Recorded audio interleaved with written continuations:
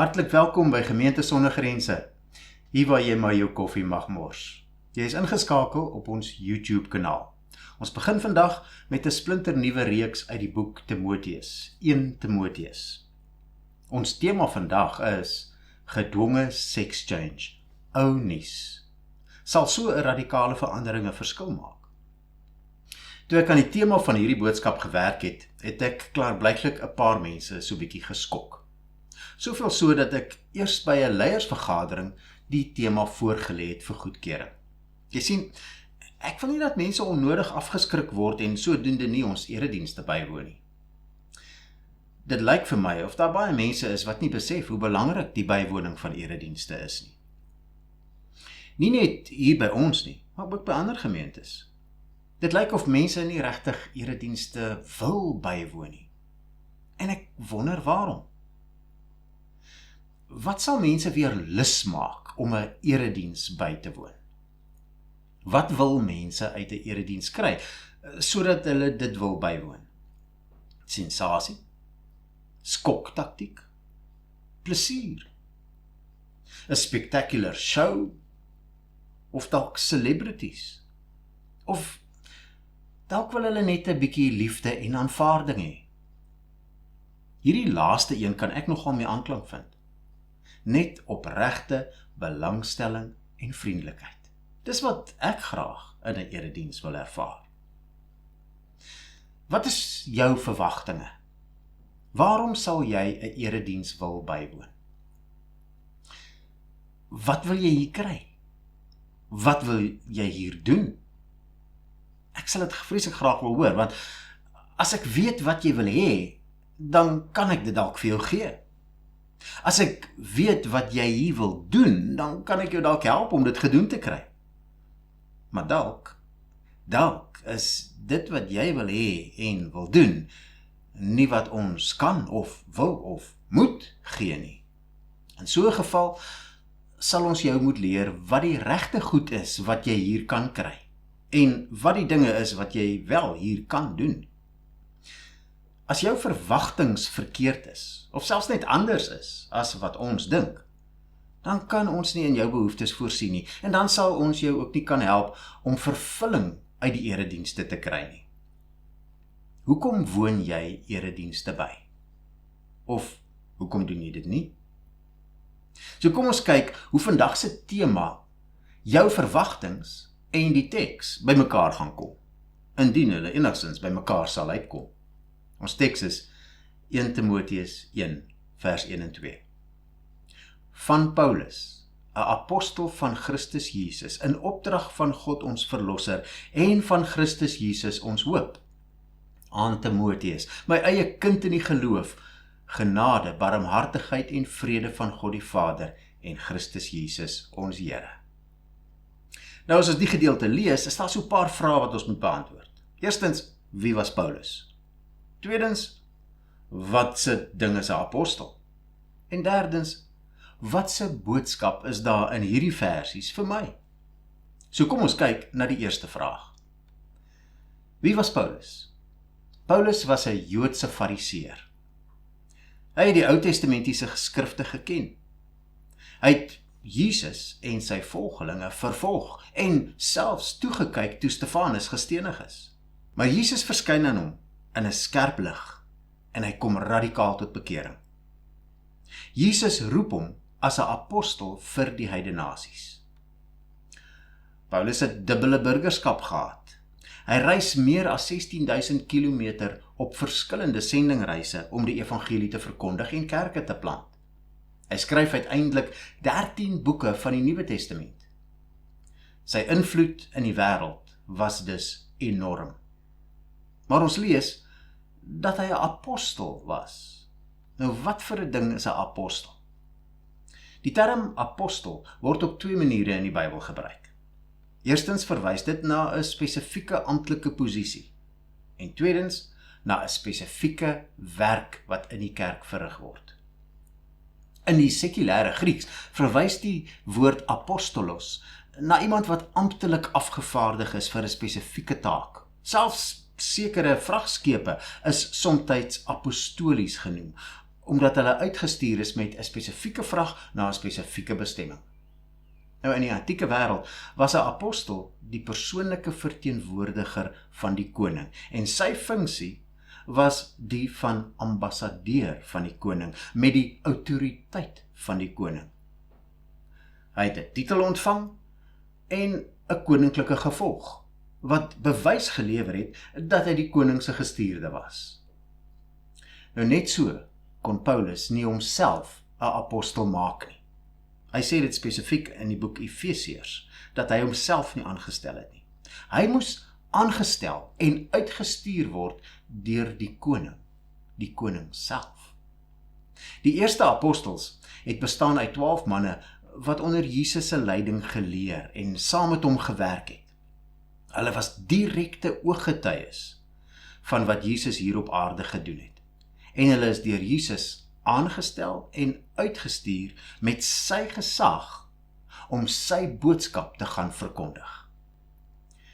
Toe Judas dood is Matthias in sy plek gekies as apostel, maar daarna is daar nie weer apostels in hulle plekke gekies wanneer elkeen van hulle gesterf het nie. Alhoewel Paulus nie een van die 12 was nie, is hy ook direk deur Jesus geroep en aangestel en uitgestuur as 'n apostel, met dieselfde gesag as die ander 12 apostels. Hierdie manne was uniek in hulle amp en gesag, en met hulle dood is hulle nie vervang met ander soortgelyke persone nie. Hulle opvolgers het hulself outomaties ondergeskik gestel aan die autoriteit van hierdie eerste apostels. Die ander gebruik van die woord apostolos vir spesifieke persone lê nie op gelyke vlak met die van die 12 apostels en Paulus nie, maar toon tog 'n unieke leiersposisie aan in die vroeë kerk.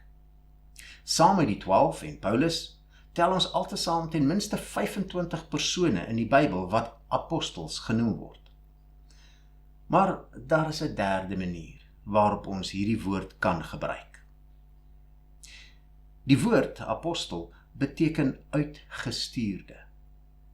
Wanneer ons die Bybel lees, dan leer ons dat elke gelowige 'n uitgestuurde is. Jesus sê self, gaan dan na al die nasies.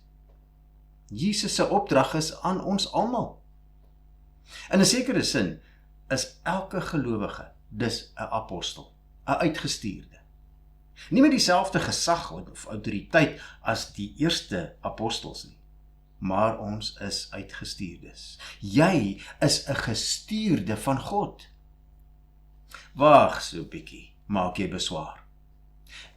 Wie is ek dan nou eintlik? Onthou, die apostels is 3 jaar lank opgeleid deur die beste dosent in die geskiedenis. Soos Paulus het sy lewe lank opleiding in die Ou Testament ontvang en was besonder geleerd in al die geskrifte. Na sy bekering spandeer hy 3 jaar in afsondering in Arabië, waar hy waarskynlik verdere lering in die nuwe verbond ontvang. Buitendien, die apostels was almal mans. En ek is 'n vrou. Ek kan beslis nie 'n leiersposisie of 'n lerende posisie in die gemeente beklee nie. Ek praat nou nie van myself nie, ek praat van die vroue wat na hierdie boodskap luister. Dis dalk hoe jy redeneer. Maar, kom ons kyk 'n bietjie of hierdie aanname van jou, dat omdat jy 'n vrou is, jy nie kan leer of 'n leiersposisie mag hê nie, regtig waar is. In die Bybel lees ons van verskeie vroue in leiersposisies, vroue wat ander geleer het, en vroue wat selfs vir mans geleer het. Priscilla was so 'n vrou. Sy het selfs vir iemand soos Apollos, wat een van Paulus se medewerkers was, onderrig, nadat sy en haar man gesien het, dat hy nog sekere kennis kort kom. In Romeine 16 lees ons hoe Paulus verskeie mense komplimenteer met hulle goeie werk. Beide mans en vroue. Hy noem hulle ook medewerkers. Selfs medegevangenes. Baie mense beskou Paulus as 'n opperste chauvinis, iemand wat vroue as benede homself geag het. Maar jy sal agterkom wanneer ons by hoofstuk 2 kom, dat dit 'n totale wanbegrip is. In Romeine 16 sien ons alreeds dat hy nie net vroue komplimenteer nie, maar meer sê oor presies wat hulle gedoen het as oor die mans. So mevrou, Jy het nie nodig om 'n sex change te ondergaan as jy die werk van God in die kerk wil doen nie. Daar was selfs ten minste een vroulike apostel waarvan ons weet. En weet jy wie was dit? Junia. In Romeine 16 vers 7 lees ons van haar. Nou sommige teoloë wat nie wil aanvaar dat vroue ook leierskapsrolle in die kerk mag beklee nie, probeer bewys dat Junia nie 'n apostel was nie. En as hulle dit nie kan regkry nie, dan probeer hulle bewys dat sy nie 'n vrou was nie. En so kry ons hierdie twee verskillende sieninge ook in ons Afrikaanse vertalings. Die 2020 vertaling sê, groet Andronicus en Junia, dis 'n vrouenaam, my volksgenote en medegevangenes. Hulle is hoog aangeskrewe by die apostels, en wat reeds voor my in Christus was. Hulle was reeds voor Paulus al Christene gewees. En hy sê hulle is hoog aangeskrewe by die apostels. Nou kom die 1953 vertaling en sê, groet Andronicus en Junias, 'n mansnaam, my stamgenote en my medegevangenes, wat in aansien is onder die apostels en reeds voor my in Christus gewees het. Die Griekse woord wat met by of onder vertaal word, is 'n klein tweeletter woordjie in. In Engels vertaal met before of between. Nou afhangende van hoe jy dit vertaal, maak dit nogal 'n groot verskil. Dit kan dus beteken in die oë van die apostels, met ander woorde by die apostels, before the apostles. Nie deel van hulle nie, maar voor hulle. Of dit kan beteken tussen of onder die apostels, dis deel van hulle, of saam met hulle. Nou die 53 vertaling sê, dis 'n man wat as deel van die apostels gereken word. Terwyl die 2020 vertaling sê, dit is 'n vrou, maar sy word net deur die apostels beskou as hoog aangeskrewe. Nou met ons beperkte kennis van die Grieks, kan jy dus, afhangende van die bril wat jy opsit, besluit of sy 'n apostel moet wees of nie. Maar ons het nie nodig om op ons eie interpretasie staat te maak nie. Kom ons gaan eenvoudig so ver terug as wat ons kan, en ons vra hoe daardie mense dit interpreteer het. Iemand wat self die Bybelse Grieks gepraat het, sal sekerlik die beste weet hoe om dit te verstaan.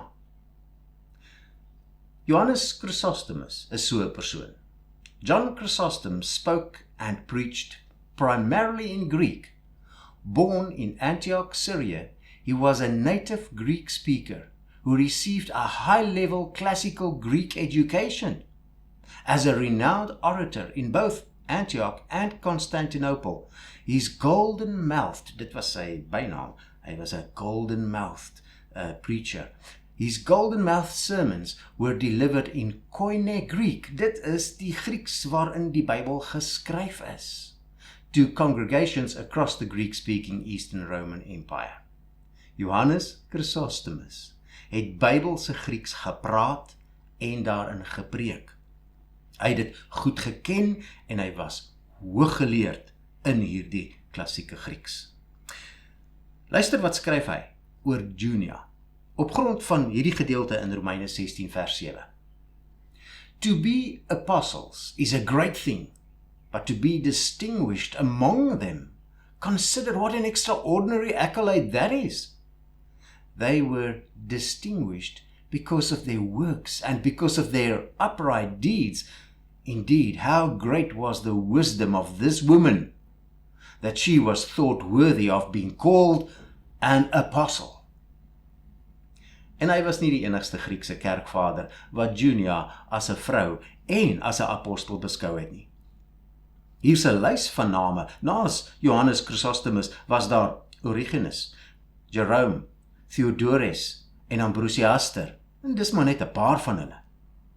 Die eerste keer waar Junia as 'n man geherinterpreteer is, was in die 13de eeu, deur 'n man met die naam Aegidius van Rome, Guile of Rome, wat 'n kommentaar geskryf het van Romeine. En later het Martin Luther hierdie siening populêr gemaak, tesame met ander vertalers wat nie vrede kon maak daarmee dat 'n vrou 'n apostel kon wees nie. Intussen het die oorweldigende meerderheid van moderne geleerdes in die laat 20ste en 21ste eeu tot die slotsom gekom dat Junia beslis 'n vrou was en inderdaad 'n apostel.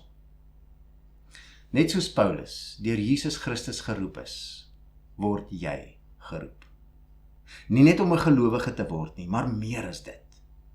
Ja, wanneer Jesus jou roep, dan word God jou verlosser.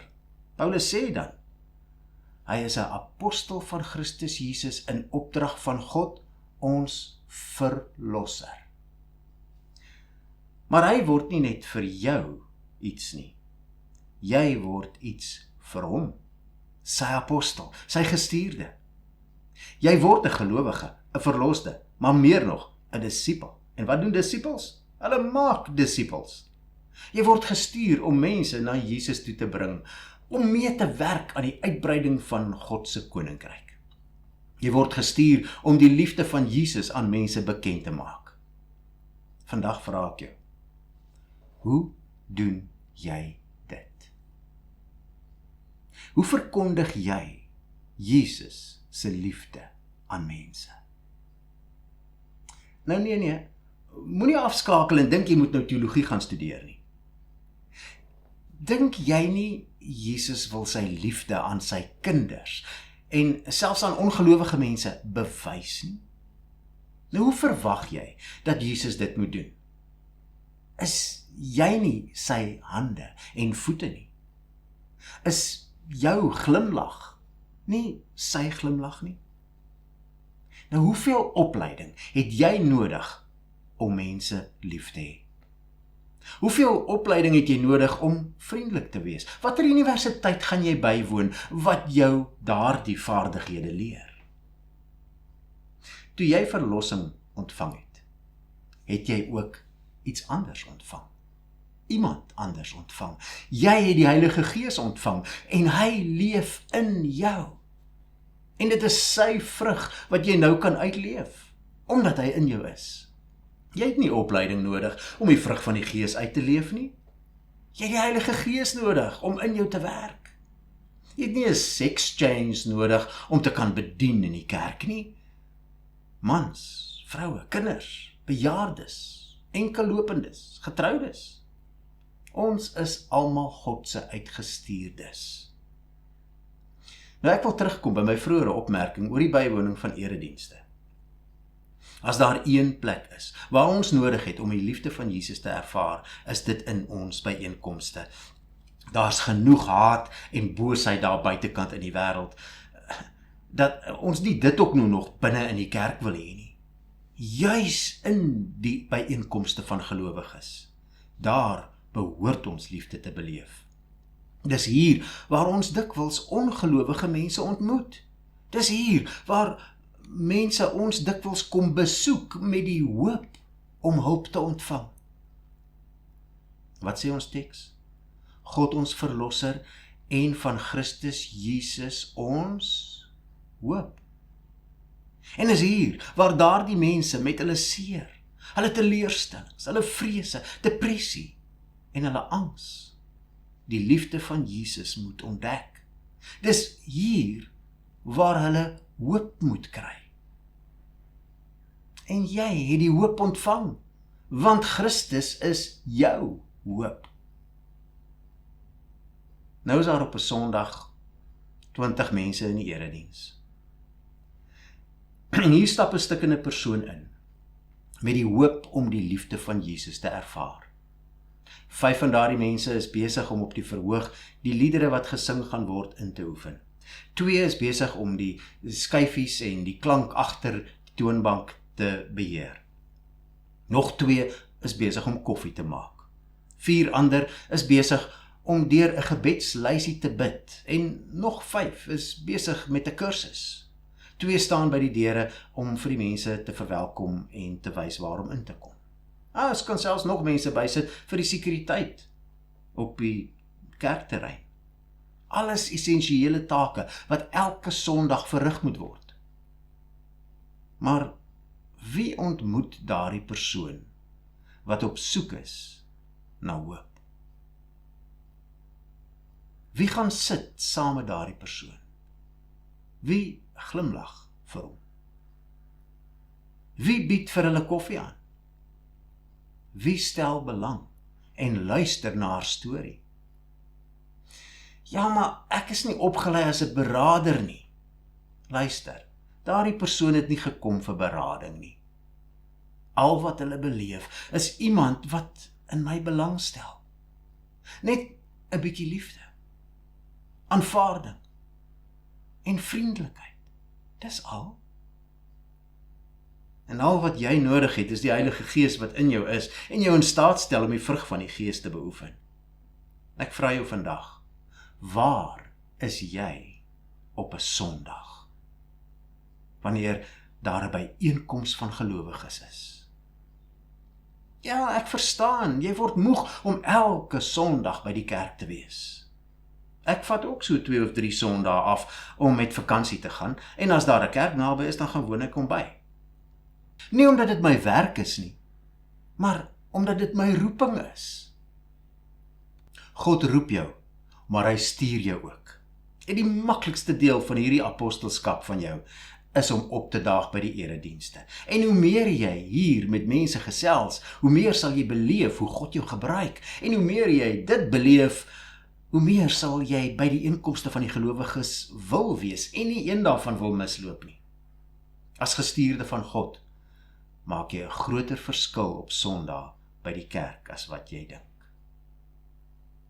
Kom ek wys vir jou so 'n samevlansing van 'n paar video's wat ek op afgekom het, wat hierdie waarheid illustreer.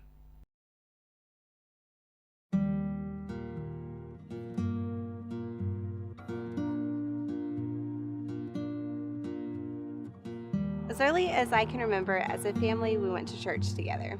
I loved it. I loved everything that church had to offer. I was so excited. I loved being there. I loved the people. And I actually got to ask Jesus into my heart as a little girl. But then something shifted, something changed. We had some disagreements with some people in the church over something so silly. And who would have ever thought that something like that completely changed our new normal, or our new look at this church that we went to. And then at that point, I really started to do my own thing into my high school life. And I really missed out on getting to do those fun youth group activities or all of those camps that all of my friends were going to. And I feel like at that point, I didn't even have this relationship with Jesus that I once had. So the cool part is one day I met this guy, and you all know who he is. He's now my husband, Brandon. And he showed me what the love of Jesus Christ looked like. He pushed me and showed me reading the Bible, what that looked like, studying, getting into the Word, and I just got this excitement all over again. And so I went through a long period without that. You know, I was married. Then in January 2012, she had symptoms, went to the doctor, they did some tests, found out that she was stage 4. Had no idea she had cancer, and all of a sudden she was stage 4. And it was the worst thing I've ever been through. It was a nightmare. It was an absolute nightmare. I was powerless. It just went from bad to worse, and literally within 2 months she was gone.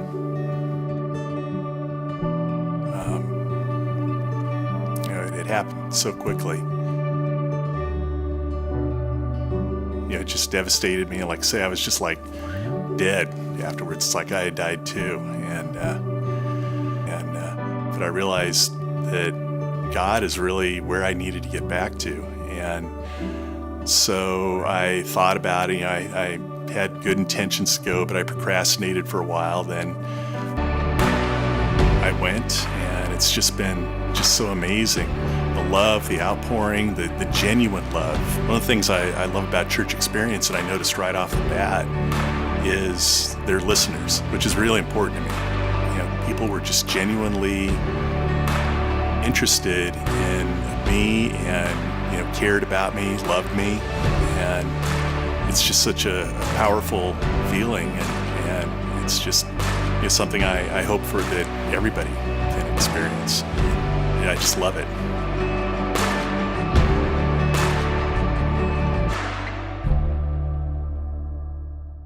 And one of the important things to me was saving myself for marriage, which was something that I held on to even when I went off to college.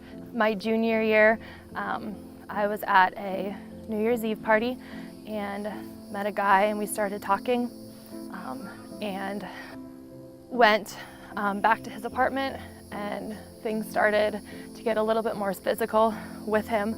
I struggled to get away. I said no, and it was at the point when he looked me in the eyes, I knew he was going to rape me. Afterwards, the days just went by like a blur. I felt that God was punishing me for something that I had done, and I didn't know why. I felt disconnected from church and from God, and so I stopped attending church, ended up having suicidal thoughts, and wanted to end things and sank into a deep depression. My relationship with God at that point had changed. And I met Kelly through an ad I placed, and we ended up becoming really good friends. She took care of my dog, so then we would go on doggy dates where we would get coffee at Starbucks, go to a dog park, and we would just talk to each other. And one of the days I was at my lowest and contemplating not being here anymore, Kelly and I started talking about God and the church, and she had recently just joined Church Experience, and so she wanted me to come, but didn't know when to bring it up, and so she brought it up that day and told me how much she loved it. And so I ended up making the decision, instead of doing what I was planning on doing that night, I waited and I decided to attend that Sunday. And Kelly didn't realize at the time, but she had just saved my life.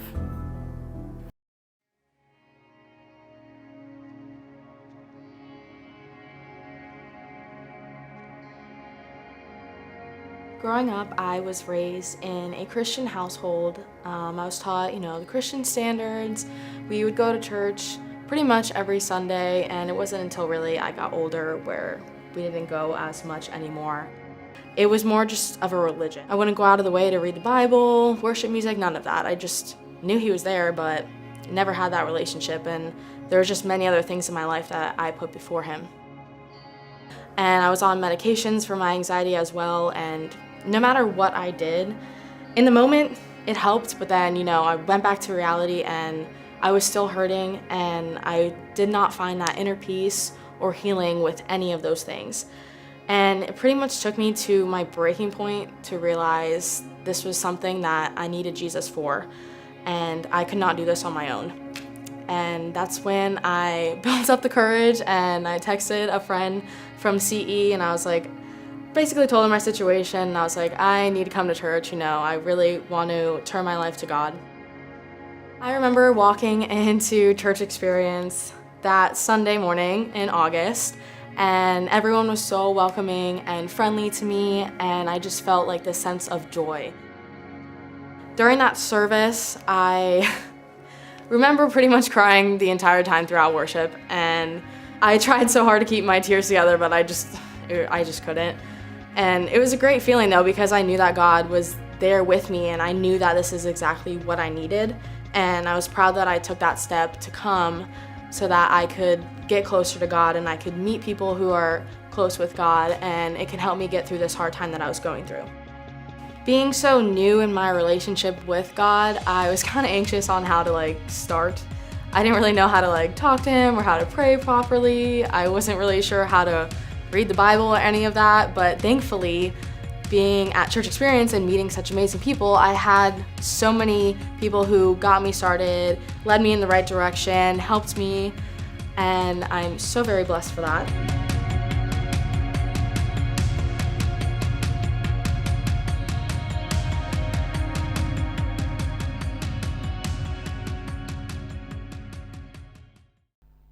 Mag God ons Verlosser jou kragtig gebruik, omdat Christus se hoop in jou is. Mag hy jou gebruik om sy liefde en sy hoop aan verlore mense en aan stikkende mense te bewys.